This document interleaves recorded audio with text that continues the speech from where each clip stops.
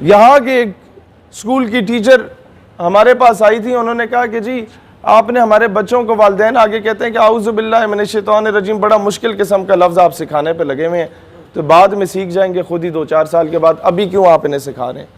United nation development project کا ایک seminar تھا, تو ادھر کوئی 17-18 اسپیکرز تھے, تو سارے لبرلز تھے.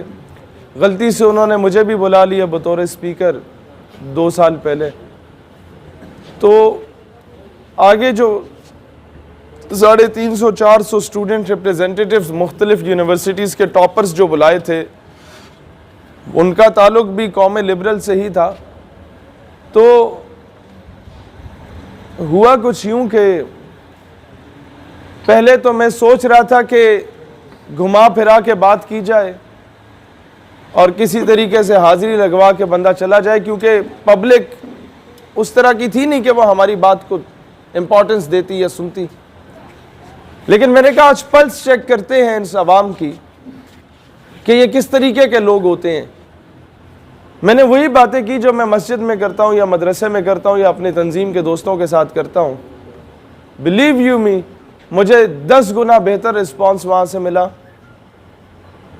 اور جب میں وہاں سے جانے لگا تو وہ موڈ سکواڈز خواتین بھی وہ آٹوگراف جب لینے آئی, میں نے کہا بہن تمہارا تو حلیہ بتا رہا ہے کہ تمہارا نظریہ اس لبرل صاحب جو مجھ سے پہلے خطاب کر رہے تھے ان سے ملتا جلتا ہے, تو آپ مجھ سے آٹوگراف کیوں لے رہی ہیں؟ تو اس نے کہا بھائی جان قصور تو اڈا ہے, تساں کدی سانو اپروچ کیتا ہے؟ آپ تو ہمیں لبرل کہہ کے نظر انداز کر دیتے ہیں. ایک یونیورسٹی جہاں پر مجھے داخلہ بھی نہیں ملا تھا, اتنے میرے مارکس نہیں تھے, وہاں ہم لوگ 2 مرتبہ بطور مہمان خصوصی گئے اسی ڈگری میں. وہاں پر 1000 اینڈ ابو مارکس لینے والوں کو پورے پاکستان کی کریم کو اکٹھا کیا جاتا ہے. وہاں جب ہم محفل گفتگو ہوئے تو پبلک سے, اس عوام سے, ان نوجوانوں سے الجہاد کی صدائیں بلند ہوئیں. ایک عجیب سی کپ کپی تاری تھی پوری یونیورسٹی کی ایڈمنسٹریشن پہ کہ یہ ہونے کیا جا رہا ہے یہاں پر.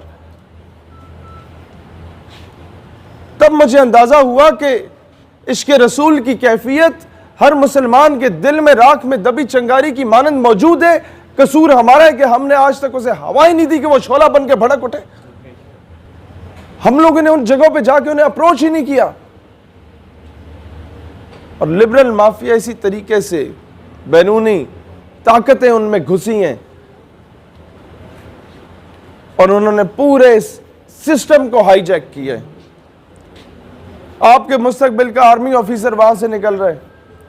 جب میں کسی کالج کے ٹاپرز کی کلاس میں جا کے پوچھتا ہوں کہ جناب آپ میں سے کتنوں کو پتا ہے کہ فلسطین ہمارا قبلہ اول تھا, تو وہ پورے علاقے کے ٹاپرز میں سے 50 میں سے 3 بچوں میں اور دوسری کلاس میں 50 میں سے 5 بچیوں میں سے یہ جواب آتا ہے کہ سر ہمیں پتا ہے, باقیوں کو اس بات کا علم نہیں ہوتا. اور یہ وہ ٹاپرز ہیں جو مستقبل میں آپ کے آرمی آفیسر ہوں گے, جو مستقبل میں آپ کے اسسٹنٹ کمشنر ہوں گے, جو مستقبل میں آپ کے ایم این اے ہوں گے, جو مستقبل میں آپ کے منسٹر ہوں گے, جو مستقبل میں آپ کے ثاقب نثار جیسے بڑے ٹائپ کے جج ہوں گے.